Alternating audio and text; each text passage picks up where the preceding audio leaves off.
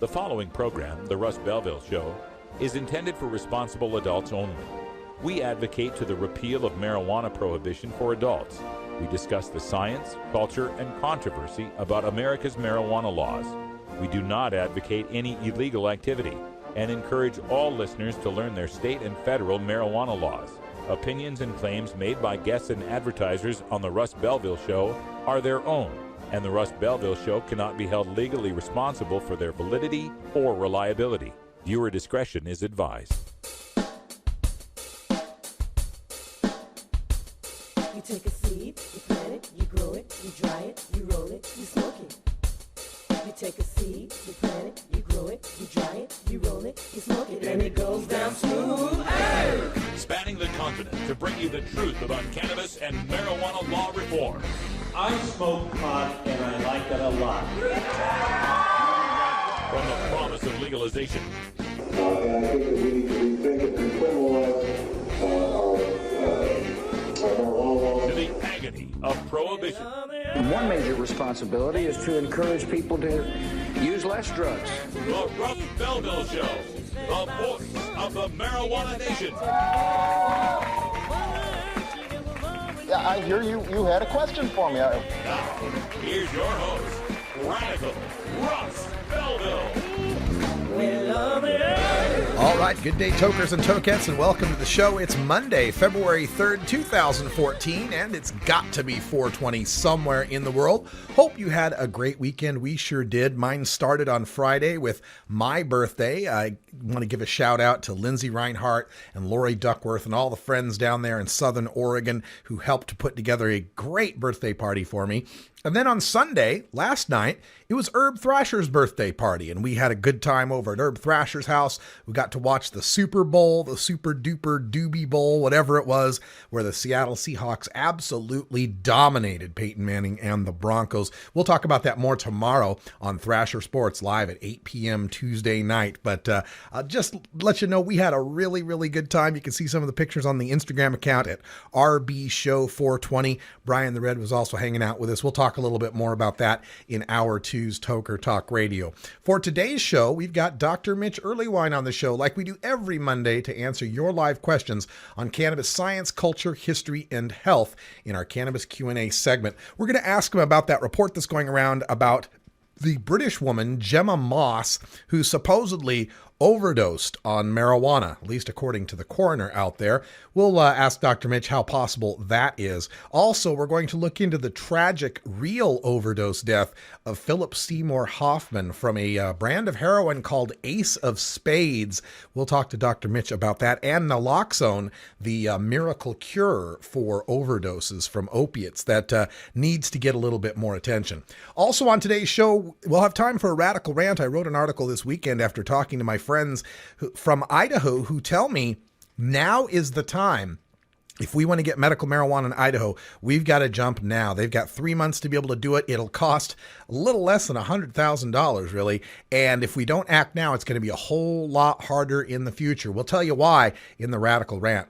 Also, President Obama doesn't seem to understand what his powers are under the Controlled Substances Act with respect to rescheduling marijuana. So I'm going to give him a little refresher course in Behind the Headlines. We'll take a look at Title 21 of the U.S. Code and just what powers does the president have when it comes to rescheduling marijuana. We've also got your 420 radio news, and in Hour 2, I'm going to bring you my presentation from the Oregon Medical Marijuana Business Conference with the slides. I'll be showing those on the web screen. Stick around. The news is next.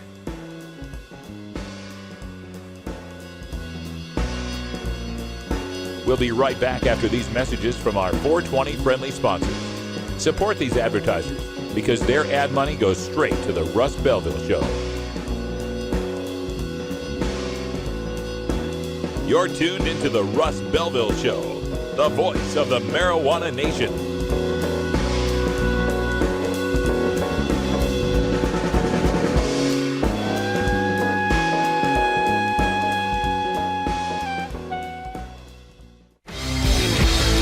When you are starting up a medical cannabis business, you don't just want any attorney.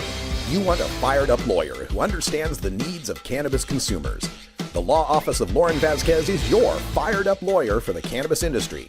Lauren Vasquez knows the details of California marijuana law from both a personal and professional angle. Lauren Vasquez rose from the ranks of college normal activist to become one of the Bay Area's best marijuana lawyers. Visit her website, fireduplawyer.com, or call 1-855-MMJ-LAWS for more information. That's 855-665-5297 for Lauren Vasquez, your Fired Up Lawyer, or email fireduplawyer@gmail.com. The number again is 855-MMJ-LAWS, 855-665-5297 for your Fired Up Lawyer, Lauren Vasquez. Lauren Vasquez is an activist attorney you can trust. Call today. 420 Radio, the home of marijuana experts. Hey, tokers and tokettes, Radical Russ here to introduce you to my friend Matt and all the staff at Lush LED Lighting. Growing plants indoors can be a rewarding hobby, but electricity bills can go through the roof. Then you have to cool down all those big hot lights. It can drive a grower insane. With Lush LED lighting, you can solve many of these issues and double your rewards. If you thought LEDs were meet the tech of today, Matt and his scientists have developed the perfect light for flowering plants with far less cost and heat. And the results? Let's just say I appear at a lot of events with the masters of indoor horticulture, and the harvests I saw from Lush LED lighting were big, tight, sticky, and very effective. Check out LushLEDlighting.com right now and tell them Radical Russ sent you. Double your rewards and lower your expenses with Lush LED Lighting.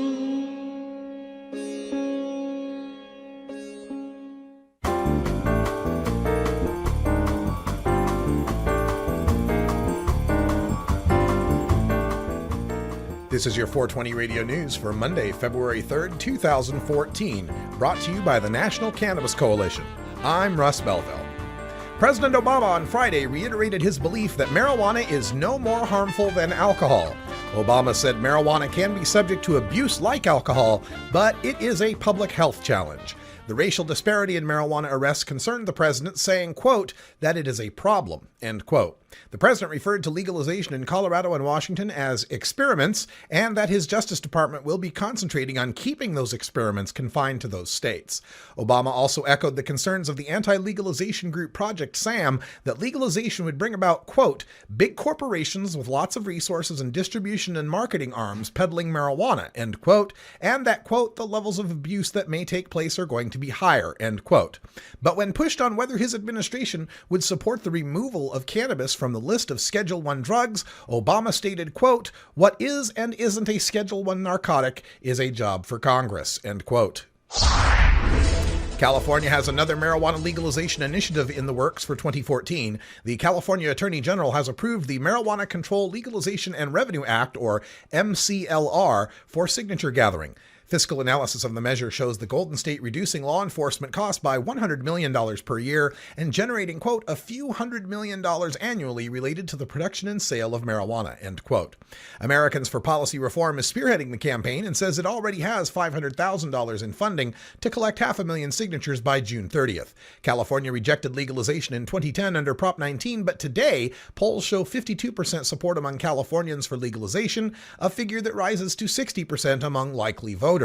MCLR would legalize adult cultivation of 12 marijuana plants with 6 flowering per residence and allow possession of all the marijuana produced by those plants. Hemp would also be legalized, nonviolent pot prisoners' cases would be reviewed for release and expungement, and commercial regulations would be promulgated. Pennsylvania Democratic gubernatorial candidate John Hanger is shocking the establishment with his openly pro-marijuana legalization stand. Hanger told Philadelphia Magazine, quote, 300,000 votes will win the primary. This issue will get me at least 200,000 of them, end quote. The Penn Law grad also cast off calls for decriminalization, saying, quote, the waste of money on criminalization doesn't end with decriminalization. You still keep marijuana in the underground economy, and you don't legalize and you don't tax, end quote. Hanger points to 2 million Pennsylvanians, 500,000 of them with debilitating conditions, who were affected by marijuana criminalization. Hanger estimates that Pennsylvania spends $300 million a year on marijuana prohibition and would raise $200 million a year on marijuana taxation. Hanger also feels legalization is an issue of racial justice. noting that African Americans in Philadelphia are 5 times as likely to be arrested for pot as whites, even though rates of marijuana use by race are virtually identical. Normal, Nebraska is trying to get medical marijuana on the ballot for 2014. The group has proposed a constitutional amendment that would allow the private non-commercial growing, consumption, or distribution of cannabis, also known as marijuana, by any patient with a doctor's recommendation to use cannabis for a medical reason. The petition will require 125,000 valid signatures by July 1st, and Normal has 175 circulators out collecting signatures. The most recent poll done in 2002 showed support from 51 to 64%, depending on the wording of the initiative. The amendment would need a 50% plus one majority vote to be added to the Constitution, unlike the amendment in Florida that will require a 60% vote. New York officials believe they can get their medical marijuana program up and running in about a year using marijuana supplied by the federal government. Nirav Shah with the Department of Health testified that the state will use the dormant 1980 Olivieri law to allow medical marijuana use for research purposes at 20 hospitals statewide. State Senator Diane Savino, who has long fought for a medical marijuana law, doubted that the FDA is going to grant a waiver for New York to use U.S. government pot and wondered why New York needed to start with just research when marijuana is being used medically already in 20 states. Shah thinks the government will relent because New York will help prove marijuana's medical effectiveness. Quote, "The evidence that we provide will be of such high value and done at the statewide level that it will be enough for the country," end quote, said Shah.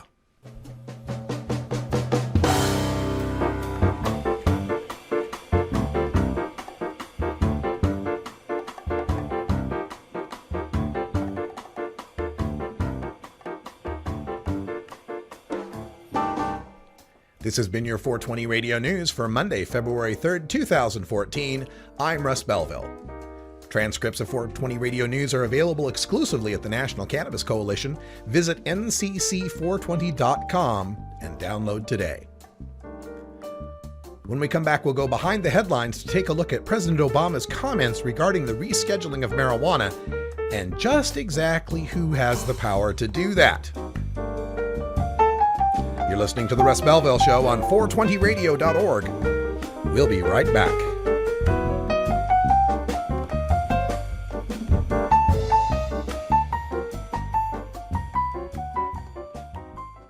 I'm Radical Russ Belville, and I want to thank you for listening to 420 Radio. We couldn't survive without you and our sponsors, and I'd like you to check out one of our prime sponsors, the National Cannabis Coalition.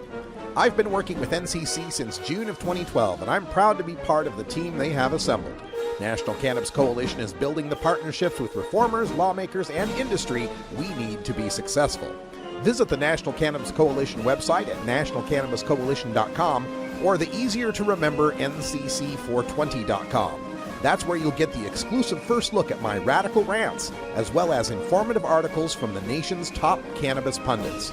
Visit ncc420.com today, and if you have your phone handy, text Russ to 420-420 to support NCC and 420 Radio.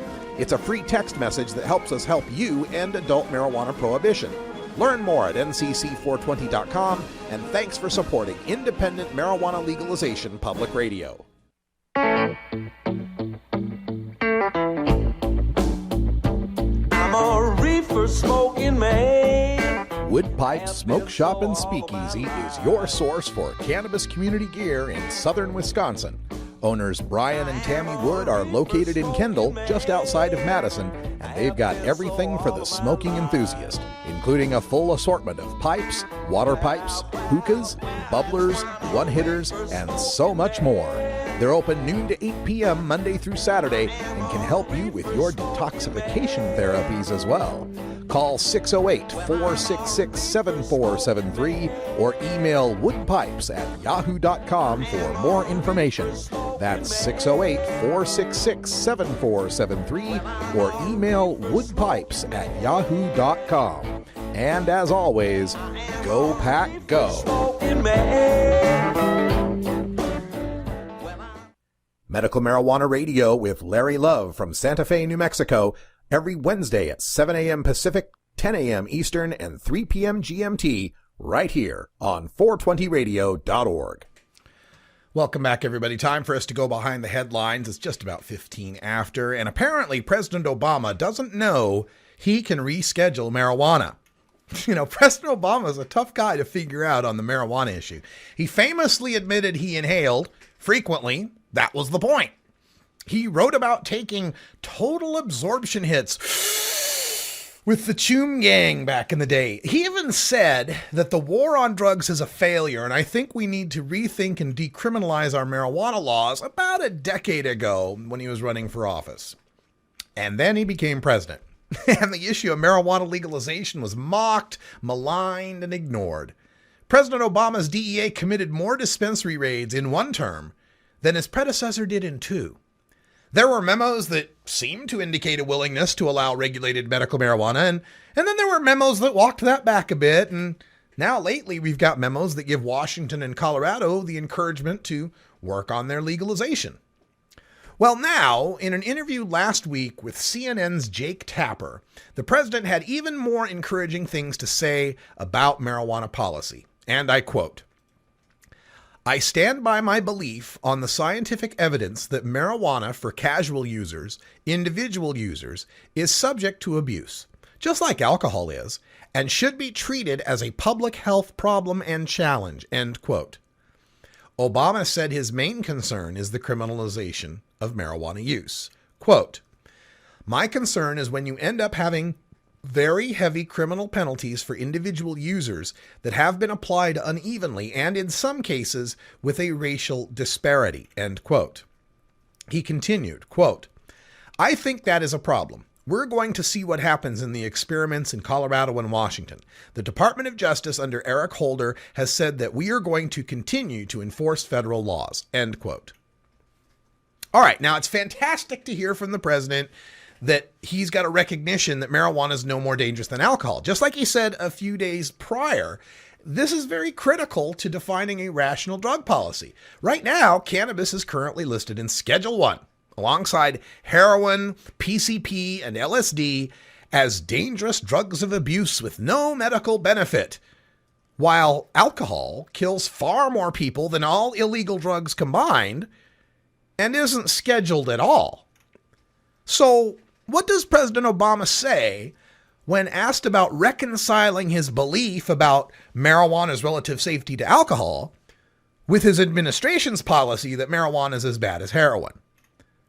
Quote, "First of all, what is and isn't a Schedule 1 narcotic is a job for Congress," end quote, Obama said.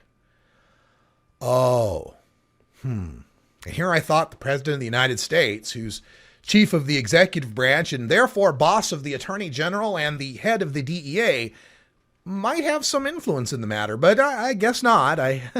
We have to rely on Congress that can barely pass a budget and shuts down the government, and we have to rely on them because back in 1970, they passed the Controlled Substances Act that put marijuana in that completely illegal category. Oh, well, too bad, so sad. Got to move on, nothing to see here. And wait a minute. Yeah, I've actually read the Controlled Substances Act. I know I'm kind of a nerd. Specifically, Title 21 of the U.S. Code, Subchapter 1, Part B, Section 811, Subsection A2, which reads in part, quote, "The Attorney General may by rule remove any drug or other substance from the schedules if he finds that the drug or other substance does not meet the requirements for inclusion in any schedule," end quote. If the Attorney General finds, nobody else has to weigh in on this. No scientific panel, no congressional hearing, nothing. If the Attorney General finds a drug does not meet the qualifications for inclusion in a schedule, he can remove that drug. Now, the only catch is he can't violate a treaty while he does it. But moving cannabis out of Schedule 1 would not violate the International Narcotics Control Treaties. So why do you punt on rescheduling, Mr. President? In your State of the Union, you castigated the do-nothing Congress and asserted that you're going to use your executive powers where and when Congress won't act. You could remove marijuana from federal drug scheduling altogether with the stroke of a pen, but you're going to delegate that to Congress? Your signature wouldn't even legalize marijuana because every state would still have its marijuana regulations in place. So if you really believe marijuana is no more harmful than alcohol, then failing to deschedule it like alcohol And passing the buck to Congress is just petty and cruel, Mr. President.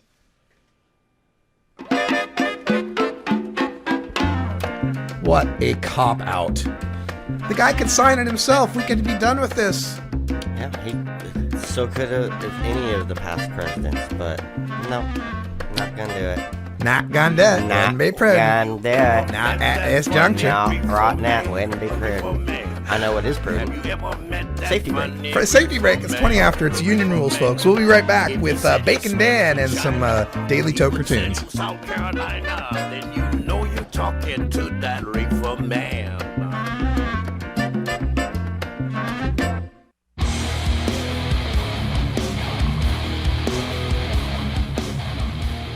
You know Herb Thrasher from the Herb Thrasher Flower Hour.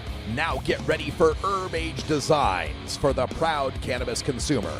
Herb Age Designs, lifestyle gear for the 420 friendly. Herb Age Designs, home of the famous lighter leash. Herb Age Designs, get your Herb Age t-shirts and hoodies and show your pride. Herb Age Designs, we've got frisbee golf discs and durable hemp gear. Herb Age Designs, we've got shot glasses, drinking glasses, coffee mugs, and beer cozies. Check us out on Facebook and online at herbagedesigns.com. And follow Herb Age and Herb Thrasher on Twitter. We'll see you at this year's Hemp Fest. Crank it up.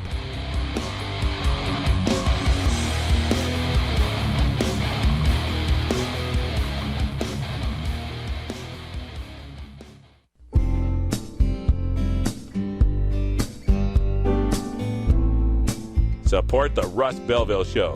Text the word Russ to 420-420 and connect with the National Cannabis Coalition. You can also send $10 to the Russ Belville Show right from your smartphone. That's Russ to 420-420. You're listening to Radical Russ on the Russ Belville Show. I'll say little red collar, darling, your mud soon fails. Little red collar, you need a lover that's gonna lay. Have you considered medical marijuana? Double-blind, peer-reviewed studies have found cannabinoid therapies to be successful in treating the symptoms of Alzheimer's disease, ALS or Lou Gehrig's disease, brain cancer, chronic pain, diabetes mellitus, dystonia, fibromyalgia, GI disorders, hepatitis C, HIV/AIDS, hypertension, incontinence, MRSA, multiple sclerosis, osteoporosis, pruritus, rheumatoid arthritis, sleep apnea, and Tourette's syndrome, as well as anecdotal evidence in suggesting relief from anxiety, depression, and post-traumatic stress, plus reduction in the need for narcotic painkillers. Side effects from medical marijuana can include euphoria, relaxation, anxiety, panic reaction, paranoia, tachycardia, dry eyes, dry mouth, concentration and reaction time impairments, appetite increase, and in some U.S. states, arrest and incarceration. But medical marijuana is non-toxic and cannot cause overdose. Medical marijuana, it's not for everyone, but ask your doctor if medical marijuana may be right for you.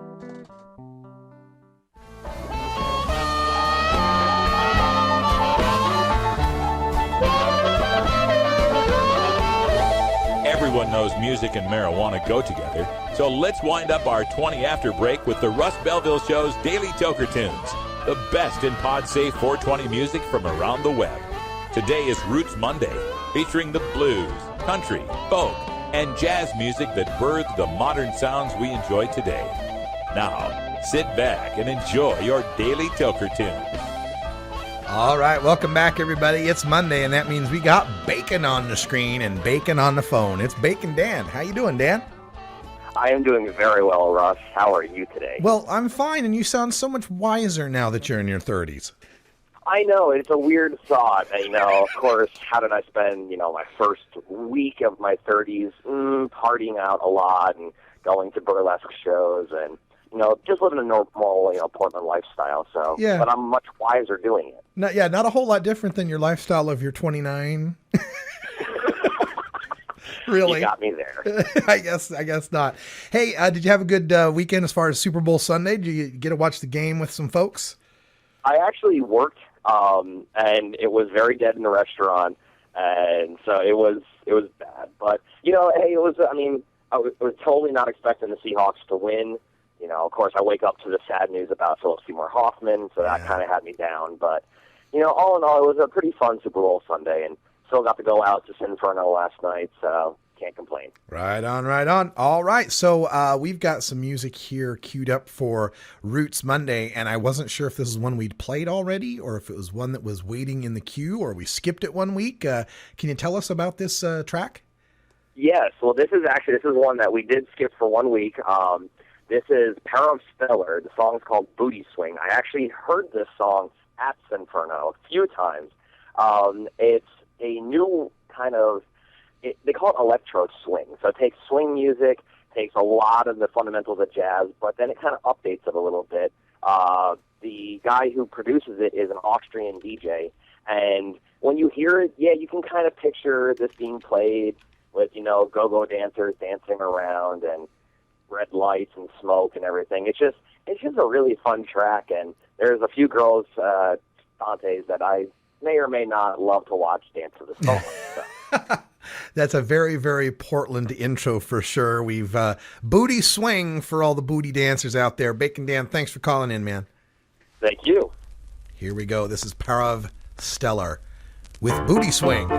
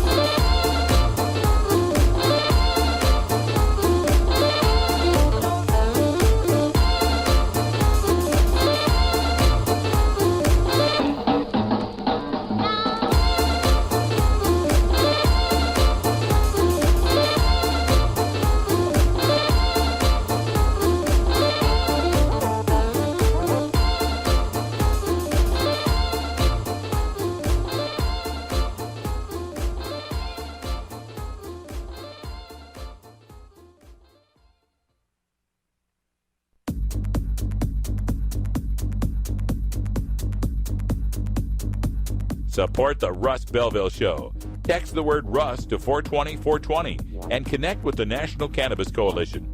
You can also send $10 to the Russ Belville Show right from your smartphone. That's Russ to 420-420.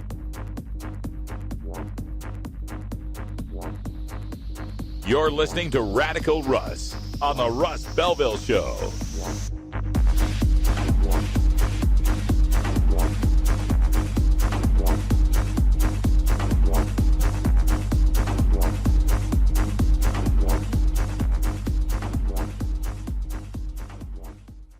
Ever wonder how often to change your bong water?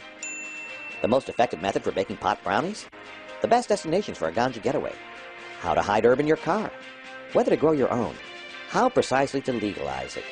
Or how something as wonderful as marijuana ever got to be illegal in the first place? Finally, you can find all these answers and much more in the official High Times Pot Smoker's Handbook, featuring 420 things to do when you're stoned. Since 1974, High Times magazine has covered marijuana in all its aspects and wonders, from cultivation to legalization to the herb's enduring and exalted place in popular culture.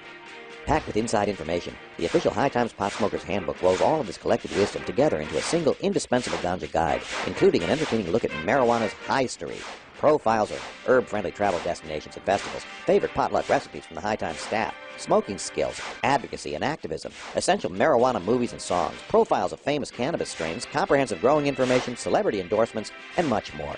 This is truly, finally, the ultimate guide to green living. Drug Policy Facts, starring Doug McVeigh from Portland, Oregon. Tuesdays at 8 a.m. Pacific on 420radio.org.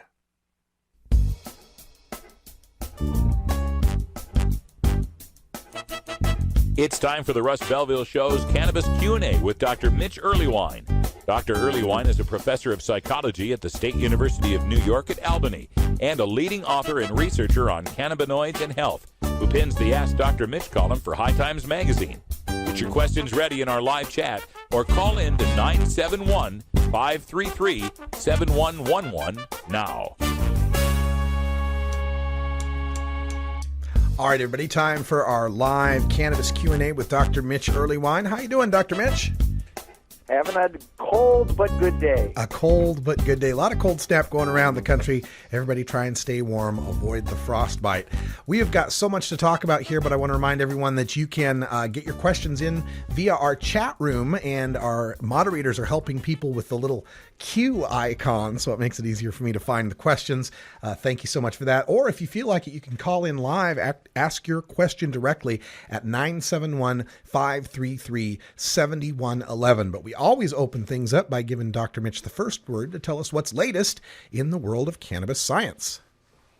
As you mentioned, there's this case allegedly of a young woman dying from cannabis overdose in the United Kingdom.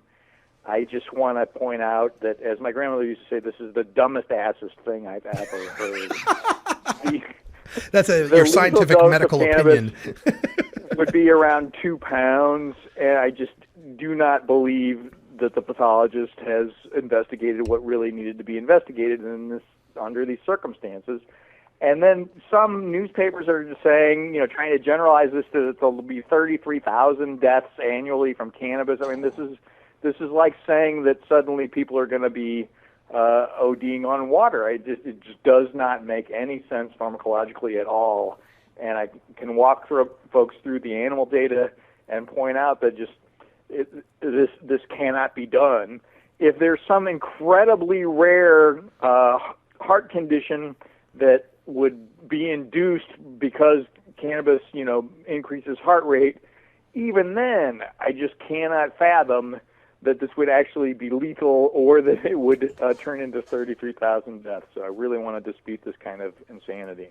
Yeah, that's the thing is, and what seems to be nice about this is the reports that I've read on it, both in the UK and the United States media that are covering it, seem to treat it as being very ridiculous. They quote all these different doctors from different specialties and different locations who all say, come on now, the marijuana toxicity. I did some research on dogs. I got the question about whether or not dogs could die from ingesting marijuana, as that was a story that was going around. And I found some papers, where they were doing clinical studies, and they found these LD50 rates at something like 130 milligrams of pure THC per kilogram of dog weight. I started to do some of the math on that, and it seemed like, wow, that's a whole lot of THC to kill a dog. I mean, if we had the ideal circumstances, we could pump pure THC into a human being. Is it theoretically possible to kill him?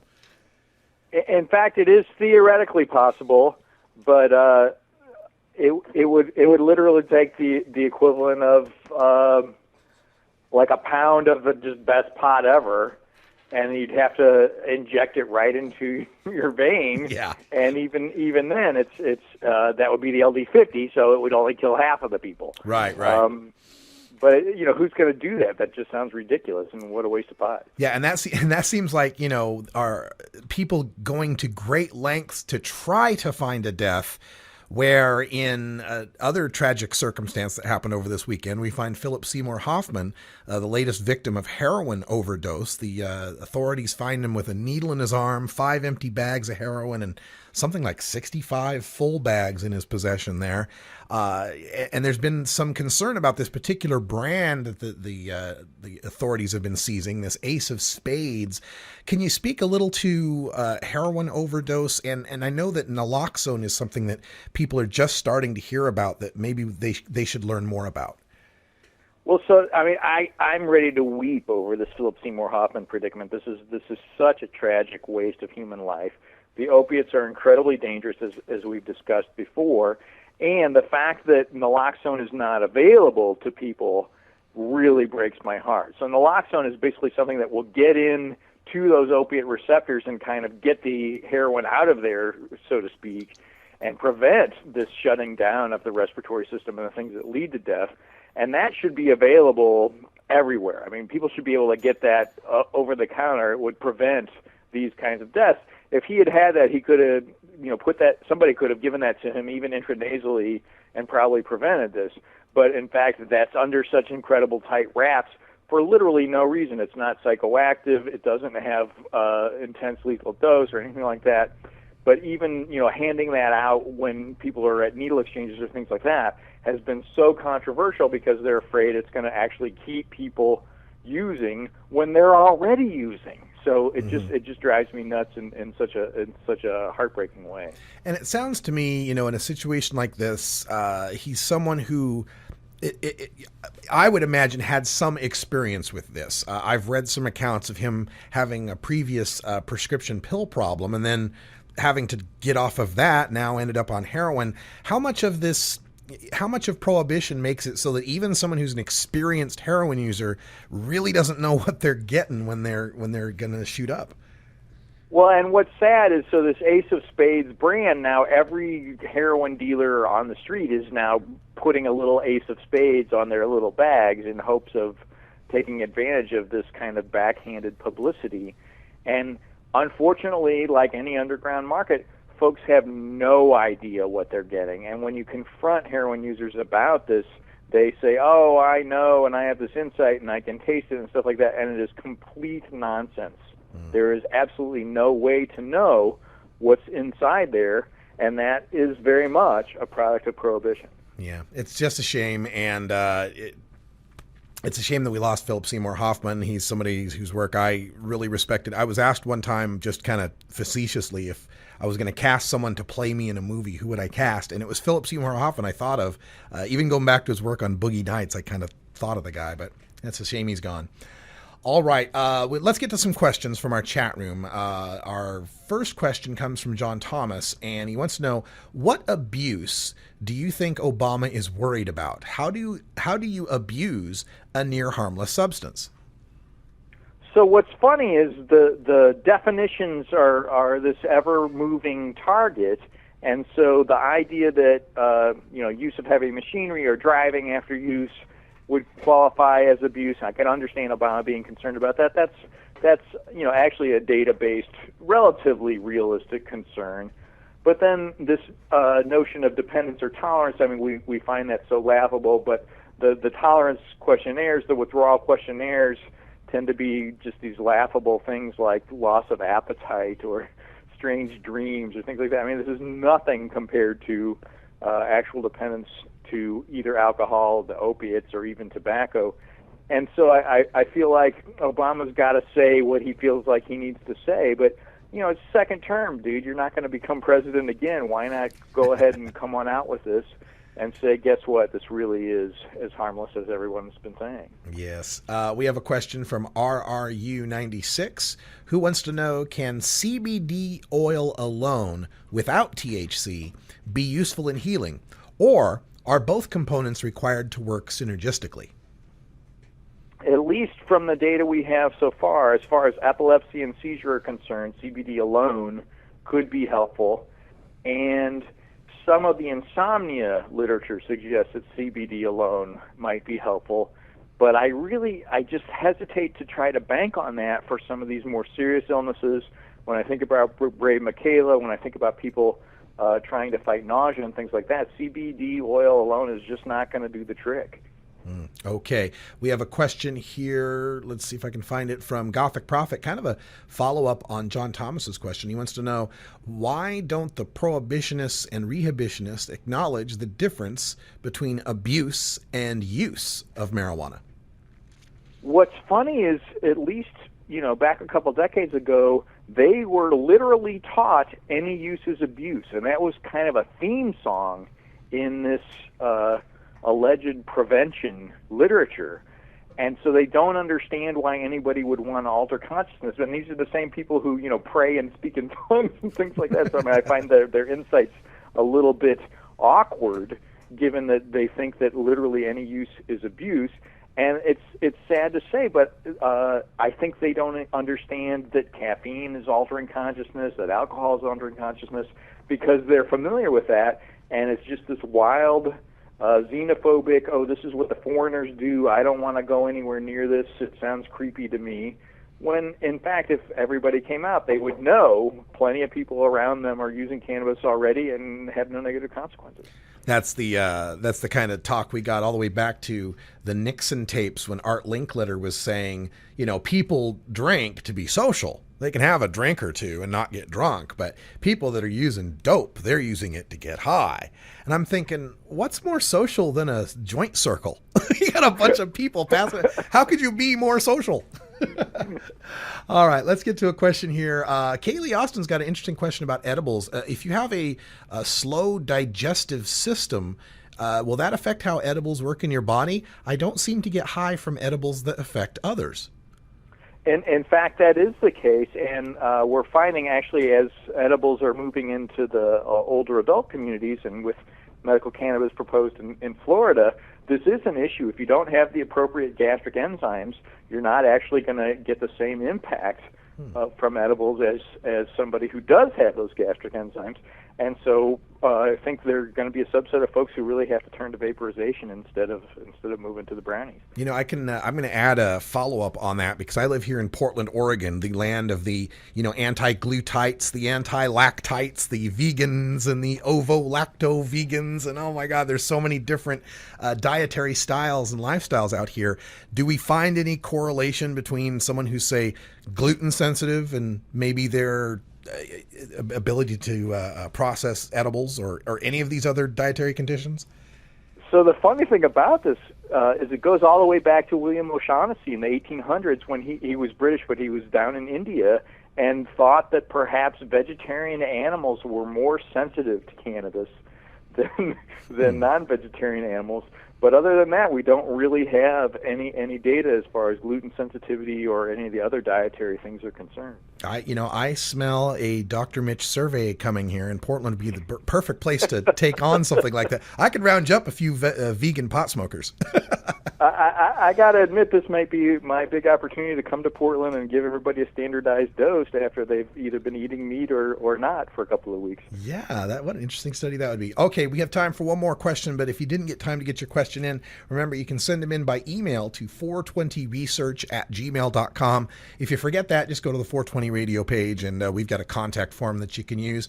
Our last question here comes in, let's see, there it is. Gada Davida, gotta love the name, says, Dr. Mitch, I have a friend with hip and shoulder pain. He has a liver condition and can't take any anti-inflammatories. Would raw cannabis in capsules be okay for him to consume? In fact, we don't see the same liver problems associated with cannabis use that we do with the anti-inflammatories, but I feel like raw cannabis in a pill is an awful lot to digest, and could easily lead to excessive dosing, whereas a small vaporized dose might actually be an easier way to get a feel for how is cannabis having an impact on these symptoms. All right. Well, thanks everyone for your questions here on our Cannabis Q&A. We do this every Monday, so join us next week and learn more about cannabis science, culture, history, and health with Dr. Mitch Earlywine. Dr. Mitch, thanks for being here. We'll talk to you next week. Looking forward to it. All right, folks, when we come back, we'll have time for a radical rant, talking to some of my friends from Idaho, and you won't believe how relatively cheap it is to get medical marijuana in Idaho. I'll tell you when we come back.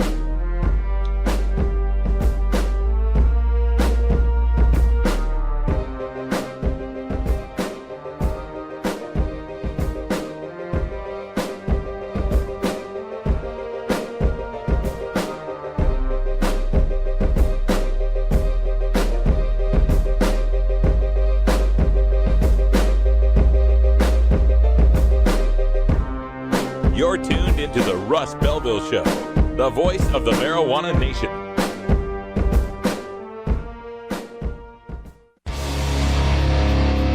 This is Radical Russ encouraging you to take a look at the Weed Blog every day. Johnny Green and the staff at the Weed Blog are on top of all the latest developments in the fight to end marijuana prohibition nationwide. You can even get the Weed Blog on your smartphone by installing the Weed Blog app for iPhone and Android. If it's about weed, it's on the Weed Blog, including my original writing. So don't delay. Read the Weed Blog today. 420 Radio, fighting prohibition since 2012. Can I take your order? Give me 15 cheeseburgers. Come on. Can I take your order? Can I take your number? Can I take your order? You got any egg? Can I take your order? Man, I don't have any money. I don't have any money. All right, well, all right, go. Man, watch out!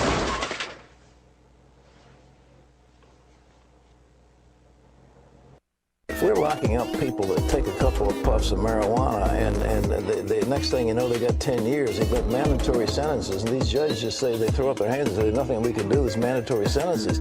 We've got to take a look at what we're considering crimes. When the Reverend Pat Robertson from television's The 700 Club Criminalizing marijuana, criminalizing the possession of a few ounces of pot and that kind of thing, I mean, it's just... makes more sense on the marijuana issue than the President, the Congress, and the Supreme Court. It's costing us a fortune, and it's ruining young people. The young people go into prisons, they come out, they go in as youths, and they come out as hardened criminals, and that's not a good thing.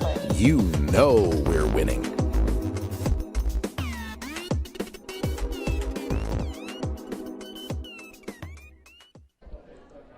Good day, tokers and tokettes. Radical Russ here in Ashland, Oregon at the Oregon Medical Marijuana Business Conference. And I'm telling you, the place is packed. It's standing room only. You're going to walk in here, you'll see some familiar faces, maybe some unfamiliar faces. As you can see, the place is packed.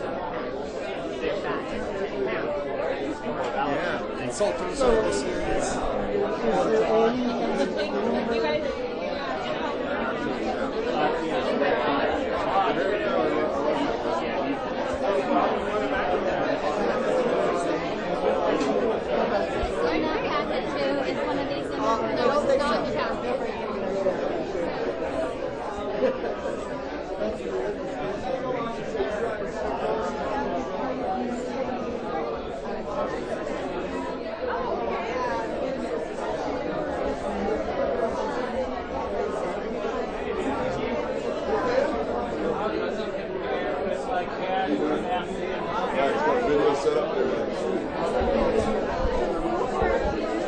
So as you can see, quite busy. A lot of people filling in now. The event starts in about a half hour, so we still have some time. I'm seeing security safes and dispensary consulting and 2 different testing labs I've seen in here so far. We'll take a look in here in the main event area now. And as you can see, we're going to have ourselves a pretty big event. And who should appear on the camera as always? But always. Look, there's a camera. Hello. It's Inigayo. And it's also Alex. How you guys both doing? We're doing good, man. How are you? I understand you're sold out for today. Yes, totally. And so we're going to do this here. We'll do this in Eugene in a couple months. March 20th through the 21st in Eugene. Plan ahead. Yep. OMMBC.com. Yep, and it should be about 3 times as big, and we're could sell out to that event too, so get your tickets. Right on. And so we will have the speakers starting here at about 10 o'clock. Yes. Yep. And we will have some interviews for y'all later. Woo! All right. Thanks, guys. Peace. Take it easy. And there's our own Lindsay Reinhardt, who has transplanted herself from Idaho to Oregon, just like I did. So how does it feel? Great. Good morning. Good morning. Ready for the conference? I am. All right. So how have things been for you since you've moved to Medford? Wonderful. Wonderful. I really enjoy it here. It's beautiful. Nice to be free. Yes. I love it. Any hassles with medicine or being able to? No. Ever since I've been here, I got medicine the first day I was here, and it's just kind of progressed from there, and I'm out of my MS attack. Clearly, I feel better. And I was going to say, you look great. Thank you. Yeah, I mean, I know how that MS, when you're unable to get quality medicine. I remember seeing you back in Idaho. I couldn't even touch you. Right. So this is really great. No, this is a different world for me. Even like looking around in here, coming from a world of like black market and it's all hush hush, to like seeing how they're explained all of the testing. Todd Delato just explained to me, a sativa versus an indica and how you have to test like the DNA of the plant. And I thought that was really interesting. So I'm just kind of like, you go from this world of no testing, there could be mold, contaminants, pesticide in your stuff, to we have this down to such a science that, we can tell a plant from Chicago, it came from Oregon, and it's pretty neat. Wow. Pretty neat stuff. How's things going for Undergreen Railroad? Wonderful. We have already moved about 5 people. We helped move Dahlia get her out of Tennessee into Colorado, and we've got 6 more that we're raising funds for. So if anybody's curious about that, they can go to our website. That's undergreenrailroad.org. Excellent. Any media interest in this? Yes, lots. I got to talk to CNN this last week, and I also got to talk to CNBC. So people are definitely interested in this whole exodus of leaving one place that you know everything and have everything you know and love to going absolutely to a completely different place for medicine that people are just learning about. Well, thank you, Lindsay, so much. Good Thank luck you. with everything. We'll see you at the rest of the conference. Awesome.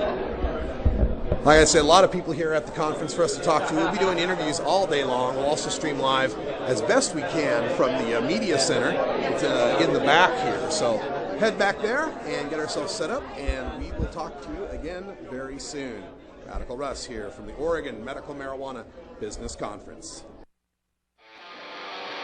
You want answers?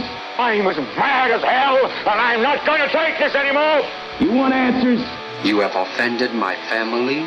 I think I'm entitled. You want answers? I want the truth. And you have offended a Shaolin temple. You can't handle the truth. Surely you can't be serious. I am serious. And don't call me Shirley. Radical Rant. When I read these stories lately of families flocking to Colorado to get cannabis oil for their epileptic children, I sympathize with their journey to a strange new place. I'm a red state refugee. I hitched a ride on the Undergreen Railroad back in 2003 to escape my birthplace of Boise, Idaho, for the lush greenery of Portland, Oregon. Since then, some of my friends from Idaho and Alabama, Pennsylvania, and Florida have also left their homes, families, jobs, friends, and schools for Oregon. Most of them have sincere medical need that forced them out. Others are like me and just refuse to continue living somewhere so hostile to our lifestyle. One of the refugees is Lindsay Reinhardt. She's a multiple sclerosis patient who'd had her kids taken from her over her medical marijuana use. She had been the chief petitioner for Idaho's medical marijuana initiative, but when faced with the threats to her family from the justice system, she moved to Southern Oregon. Lindsay has now taken the concept of Undergreen Railroad and turned it into an organization dedicated to hooking up patients looking to move with caregivers who have rooms or properties to rent. If they can raise some money for web coders and designers, they'll also be able to collect data on the income and education demographics of the refugees and show their states just how much talent and economy they're losing to this medical migration. Since Lindsay's moved, however, it's been tough going for the campaign to get medical marijuana initiatives on the ballot in Idaho. The state Senate passed a resolution declaring they would never, ever, no way, no how, legalize marijuana in any way whatsoever. It's a symbolic measure, and marijuana is already quite illegal in Idaho. I mean, you can get a misdemeanor and jail time for just being high in Idaho. But by gum, they just had to tell off all the states surrounding them but Utah how evil their so-called medical marijuana is. And lately, even Utah is looking favorably at CBD oil. The city of Boise has made sure that the 2-year-old Hemp Fest is now impossible to produce this year. Police and prosecutors paid extra special attention to the I-84 corridor that connects Boise to Ontario, Oregon, just 50 miles away. They shut down Ontario's 45th parallel, the only clinic/dispensary within a 3-hour drive. Now, since Oregon is the only medical marijuana state with no residency requirement for patients, sick people in Idaho often made the trip, and many of them got busted coming back home. I still hold out hope for Idaho. My folks live there, and my dad's on a lot of pills that could be replaced with vaporized herb. The disappointing thing is that the initiative's written and could get on the ballot this year with a comparatively low signature count of just 53,751 signatures. But there's no money for signature gatherers. Now, a well-placed source tells me that for somewhere between $50,000 and $75,000, they could do it. And the polling 3 years ago by Boise State University put support for medical marijuana in Idaho at 74%. So it could win. If I only had $50,000 to $75,000. Imagine a state like Idaho going medical and locking in the entire Northwest in the same year that Florida opens up medical in the South, and Alaska and Oregon and maybe California and Rhode Island and Arizona legalize recreational use. Wow. But time is running out. The campaign in Idaho would have just February, March, and April to gather signatures. It can be done with paid petitioners, but it's impossible with volunteers. Plus, after this election, petitioning law changes in Idaho, so they can't just get the signatures in the Boise metro area, where 40% of the state's population lives. Next time, signatures will have to be gathered from at least 6% of voters in 18 of Idaho's 35 legislative districts. Now, there's 12 districts in the Boise-Nampa-Caldwell metro area, so the next campaign will have to pay petitioners as far as 250 miles east in Idaho Falls and as far as 400 miles north in Coeur d'Alene. In the meantime, educational efforts continue. Just yesterday after the Super Bowl, there was an in-depth TV news piece on the Fox affiliate on medical marijuana patients in Idaho. It told the story of a man who has brain cancer, who was given 90 days to live, who's still alive 2 years later after treatments with Rick Simpson oil. And they'll be, like I said, came on after Super Bowl Sunday, and his latest CAT scans show him to be cancer-free. Also, CNN and CNBC are showing interest in the Undergreen Railroad story, and don't underestimate the libertarian, rugged individualist streak of Idahoans. Some of my most conservative, redneckiest relatives would vote for medical marijuana. I hope someone with money steps up soon to surprise us all and punk Idaho's legislature by passing a medical marijuana initiative this year. That's all the time we got here for Hour 1, but stay tuned for Hour 2, Toker Talk Radio. We've got a few other stories to talk about, including a comparison of the California initiatives. There's 4 of them now for legalization of marijuana. Also, our Fan Friday trivia contest. We have a winner, but we didn't have a show Friday, so we'll announce that coming up next. Also, the replay of my presentation at the Cannabis Business Conference down there in Ashland. Going to replay it with the slides on the screen instead of just the long shot of me in my head. Hey, that's all the time. Like I said, for Brian the Red, I'm Radical Russ. Thanks for joining us from Rolla J Studios live in Portland, Oregon. Until next time, take care of each other, tokers.